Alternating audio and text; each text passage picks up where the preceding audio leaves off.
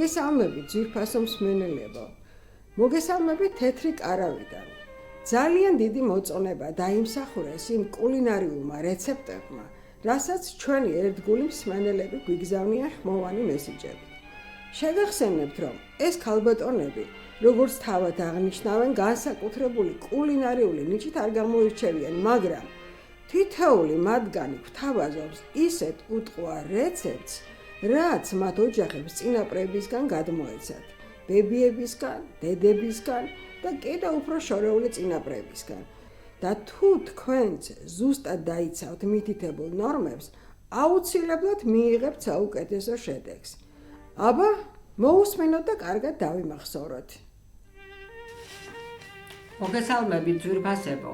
მინდა რომ იდეალის ტრადიციული რეცეპტი გაგიზიაროთ. კრემისთვის დაგჭირდებათ დაჭრილი ნიგოზი 1 ჭიქა, დარბილებული კარაქი 200 გრამი, ვანილი და 2 კილა მოხარშული შესქელებული რძე. ცომისთვის დაფქული ნიგოზი 9 ჭიქა, თაფლი 4 სუფრის კოვზი, ფქვილი 2 ჭიქა 9, სოდა ძმრით 1 ჩაის კოვზი, 60 გრამი კარაქი, შაქარი 1 ჭიქა, კვერცხი 4 ცალი. ახლა მოგიყვებით მომზადების წესს. კვერცხით და შაქრით ატკიფეთ გოგლი-მოგლი. დაამატეთ თაფლი, გამნარი კარაქი, სოდა ძმრით და დადგით ორთქლის აბაზანაზე. თან რამდენიმე წუთით კიდევ თქვიფეთ. მასა გახდება ფუმფულა და თხელი. შეურიეთ ფქვილი და ნიგოზი. ცეცხლი გამორთეთ და ცომი დატოვეთ კვლავ ორთქლზე. საშუალო ზომის ფორმას დააფინეთ პერგამენტის ქაღალდ.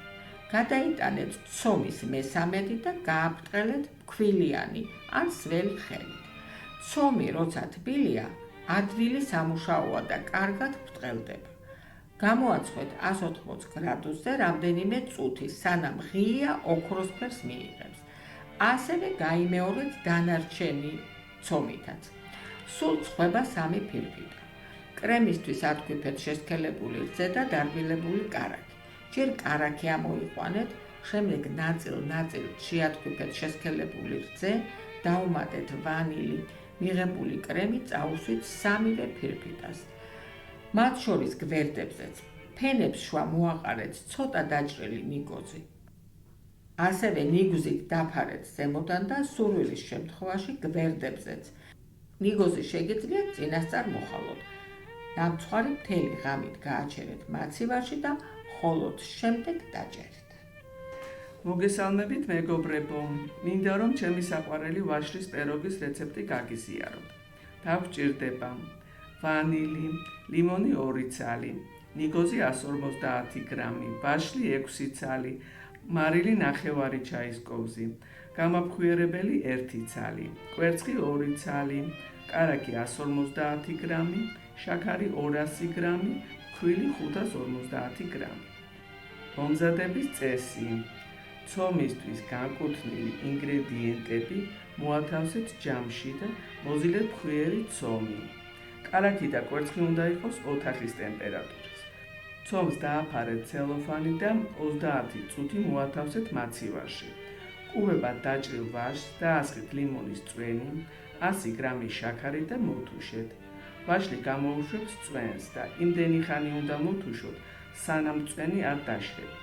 დაამატეთ ვანილი და როდესაც გაგრილდება, დაამატეთ ნიგოზი.